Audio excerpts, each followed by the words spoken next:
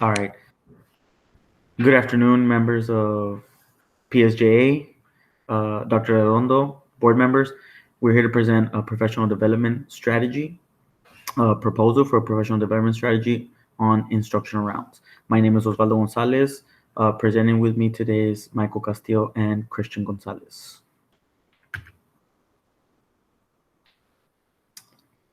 So, what are instructional rounds? We prepared a little video for you guys, just so you can guys get a synopsis of what instructional rounds is.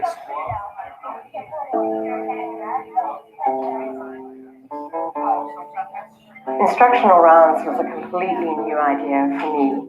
And what it means is a school-wide approach where a diverse group of teachers and administrators come together for the purpose of examining a problem in practice. For a lot of educators, the word problem is a problem and they prefer the word challenge. But we've really embraced the word problem because if you have a problem, you're going to look for a solution. I think at this point we're just trying to get a lot of information as to whether there is a problem for practice, because we started out, with a lot of us from the senior school, thinking that there was a lot of student reliance on teacher direction. Like, what do I have to learn? What's on the test? What always asking these things. And so we started off with this quest to find out, is this the case? And keep in mind the focus questions. What are the students doing? What are the teachers' responses to students' questions? And what is the task at hand? Once we're clear on what we're doing, we're given a schedule about where we're going. And we go into about 4 or 5 classrooms. And we're there for 20 minutes just to get a little snapshot of what's going on. And then what you do is you literally walk into the classroom at the time and the moment that it's occurring. And for the next 15 minutes, you are just looking and observing and writing. The hope is that with the 3 or 4 of you in the classroom, you can create a pretty good picture of what's happening in that classroom. Once we've gathered that data, we come together, usually over a nutritious lunch, and we start to write down our observations. It's really important that our observations don't have any judgments attached to them, so that it is just purely what did you hear and what did you see. Data that we feel is beneficial in helping us understand our problem of practice gets posted onto a piece of paper.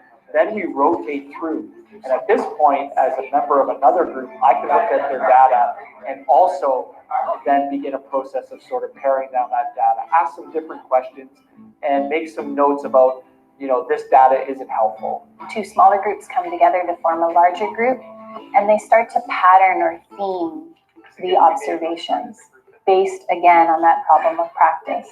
Then they have to write pattern statements. So based on observation, again, no judgment, just based on the observation, what are some statements that are emerging from the patterns that they saw? What does it tell us about getting an education at St. Michael's? And that part is the part that's the real education for the people who've been involved, because looking for broad and common themes without being judgmental and without getting caught up in little details of what you've actually seen is a learning exercise.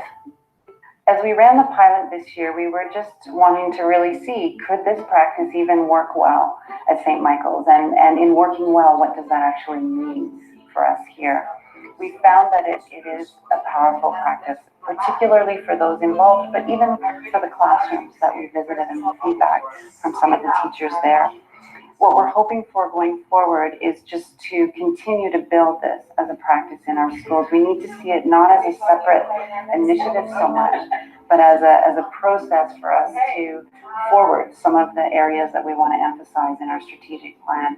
And I think most importantly, it's a really awesome process for teachers to collaborate together. And certainly I think those that have participated this year would echo that. Their own sort of academic game, if you will, has been raised, and they're keen to look at not only their own classroom, but the school as a whole as we forward our learning of our students.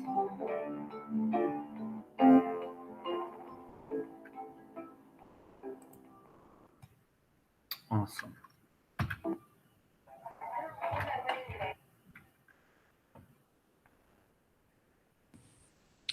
All right, Dr. Adel, and board members, as you noticed in the video, what are some of what are instructional rounds and how do they help our teachers? More specifically, we want y'all to focus on how instructional rounds in this professional development strategy goes directly in line with the district's vision and mission of developing our teachers to be able to provide those students with a highly effective environment. So that is where instructional rounds come into play, because instructional rounds require effective observation, feedback, and accountability when they do happen, which a lot of the time is not often. And additionally, instructional rounds encourage effective collaboration among leaders and faculty that enhance perspectives towards positive change. So, as a leadership team at our school, we want to make sure that we're having those collaborative conversations with our teachers so that we can involve them in a continuous process of professional development where they're improving on a daily basis. And lastly, instructional rounds provide an appropriate visual of educational growth through data. So based on those instructional rounds that we're conducting, leadership team and teachers will be able to gather some data from there and be able to go ahead and see where it is that we need to improve and see whether or not we are meeting our goals. So as instructional leaders, our primary focus is to achieve positive outcomes. And these positive outcomes will be seen through collaborative cultures, student achievement, and teacher growth. According to Chandra Williams, instructional rounds require a lot of planning and teamwork. And a lot of the times, us as instructional leaders don't really see the value in them until we implement them. And when we implement them, these three consequences are essential for us to understand whether or not we are finding success. In a collaborative culture, we see that as teachers and administrators, we want to create the desire to collaborate with the goal of effective observation and reflection. We are focusing on overall instructional methods, instructional practices, and working together so we are all on the same page. We also want to see a positive student achievement. Here we can identify which instructional practices are effective or not, and we can also create an effort to improve instruction overall. Here's where we can talk about different instructional practices that are maybe outdated or overused, and discuss how we can adjust to these instructional practices and make our instruction better for our students. We also like to see teacher growth. Here we notice that teaching is improved in a broad spectrum as opposed to isolated pockets where we're not primarily targeting new teachers or veteran teachers, but everybody as a whole, so that we are all working together towards a common goal.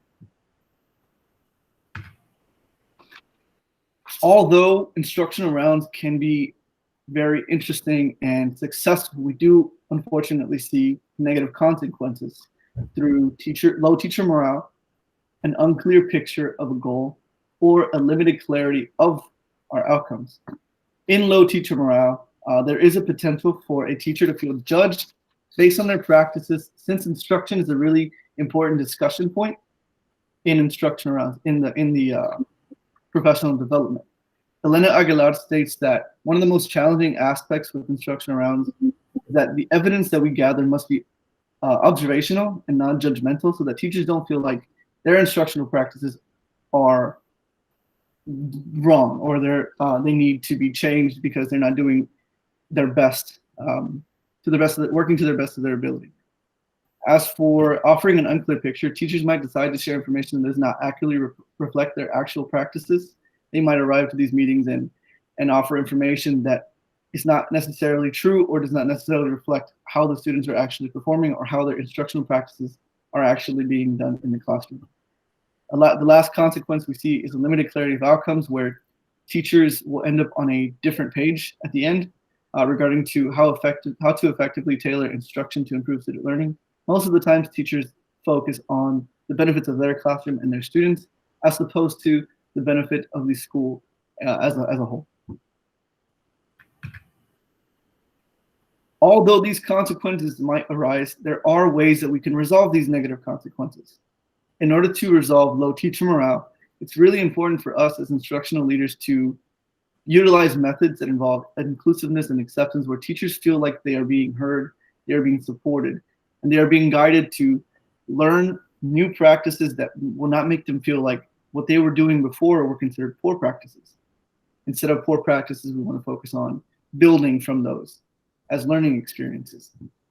To resolve the unclear picture issue, as instructional leaders, and as we were required by the district and by the state, we can continue making occasional walkthroughs and documenting everything that we see to ensure that the instructional practices that have been planned before in the beginning of the year are being maintained, are being approached with a careful practice by the teachers, so that we can ensure that the plan is continuously flowing as we intended it to. The last consequence for limited clarity of outcomes can be resolved through our planning beginning with an end in mind.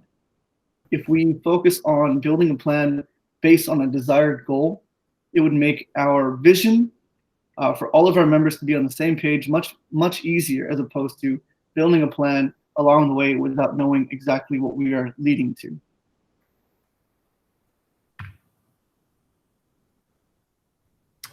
All right, thank you for that information, Mike. So there's going to be some indicators of success when correctly implementing this instructional practice. Uh, for example, the teacher conversations are going to grow. Also, instructional strategies, the implementation of new instructional strategies will improve, and there's going to be an alignment of instruction within the campus. So teacher conversations can grow based on informal peer conversations with feedback, or formal. Also, the collaborative learning communities will be established. Since we already have some here in the district, we have our CLCs. We can use our CLCs to help test this pilot out, as well as develop novice and experienced teachers alike. Uh, Teachers are going to receive feedback and also visit other classrooms, and they'll be able to gain best practices from other teachers, and get that used through feedback to improve their instructional practices. And through that, we will see student academic improvement. The alignment of instructional strategies will occur because of that cross grade level observations and the feedback. So the same instructional strategies and practices will be used in different classrooms due to these instructional rounds. Budget implications. We did create a budget for our pilot school here in the district. We set up the budget for one individual. We're going to send our instructional coach off to Harvard for a training. So the round trip is going to be $313 for a round trip from McAllen to Boston, very close to Cambridge, where the university is located at. And also, we got prices on the hotel. It would be $86 per night times 3 days would be a total $258. And the hotel is located from walking distance, 2 blocks away from Harvard University here there in Cambridge. So there would be no need for transportation costs to add any transportation costs. And the per diem of the individual would be $55 times 3 days, which would be a total of $165, which for plane tickets, hotel, and per diem would be a total of $736 for one individual.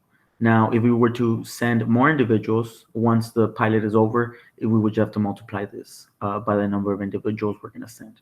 So the Harvard training, it's aligned to the video that you guys saw at the beginning. Some of the individuals there would be giving the training. The total price of this training is $3,950 per individual. And so what this training will do, it's given by Stephanie Reinhardt, and one of the educational chairs for Harvard's Graduate School of Education. And so, the focus would be on improving learning tasks, developing a shared vision of high quality teaching and learning, and foster a collaborative culture that supports learning, something that we've already been working on here at PSJA. So the training is going to be $3,950. Now, in order for this teacher to go get trained, she's going to come back and be the trainer of teachers or trainer of trainers here in our district. We are asking for each individual to receive a book that would be aligned to the same instructional rounds training written by the same individuals and the same university. This would be, we would be asking for a total of 40 books at $30, which would be a total of $1,200. This would be one book per teacher on campus and the administrator as well as the individual that's training them. The book is aligned to the training. So what this would do is it would help establish instructional rounds since the beginning of the school year through a book study that we would recommend the pilot campus to do. So here's a summary of the total budget. So it would be $736 per individual for travel expenses, $3,950 for the training fee from Harvard, and for the books it would be $30 a book. Now we would add more individuals. If we would want more pilot schools, we would just have to multiply that by the individuals that we're sending. Multiply the travel expenses and the training fee. Recommendations. In order for instructional rounds to be successful in our pilot school, we would need our administrators to promote a positive learning experience, provide a non-judgmental working environment, and we have to establish a focus to data. So in order to promote a positive experience, administrators, we need to help establish a positive engagement among teachers and leaders. We also need to encourage teachers to feel confident on their input, so that way they can feel comfortable of other individuals going into their classrooms, or of other education leaders going into the classrooms and giving them feedback, or vice versa, them going into other teachers' classrooms and giving feedback themselves. We do have to establish a focus, because we cannot just go out there and have 7-8 different individuals giving 7-8 different feedbacks on different things. They're going to drive teachers crazy. So we're going to establish a focus. We're going to establish that through our professional learning communities, and they're going to be data driven. Everything is going to be based on data.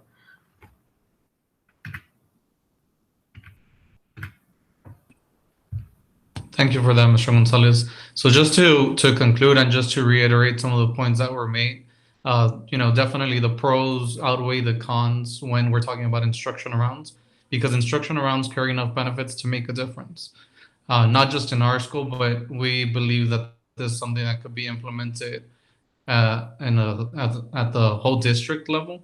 Just looking at the cost, at the end of the day, the success that we're going to have is going to be great compared to the amount of money or time that will be put into this. So some of the benefits of instructional round, they encourage collaboration, they help promote student and teacher growth, and in order to tackle negative consequences, leaders should, because as we said, we do have some intended consequences, and we know that negative consequences are going to arise, but we have a plan to get rid of those negative consequences. So leaders will have to act without judgment. They'll have to follow through with the teachers and ultimately work with the end in mind. Leaders will experience success through positive teacher conversations, improved instructional strategies, and lastly, instructional alignment across grade levels. Board members and Dr. Arredondo, we really hope that you consider this proposal, this professional development strategy that we are proposing to you, not just for our campus, but for the rest of the campuses. And at this time, if y'all have any questions for us, we will be glad to answer.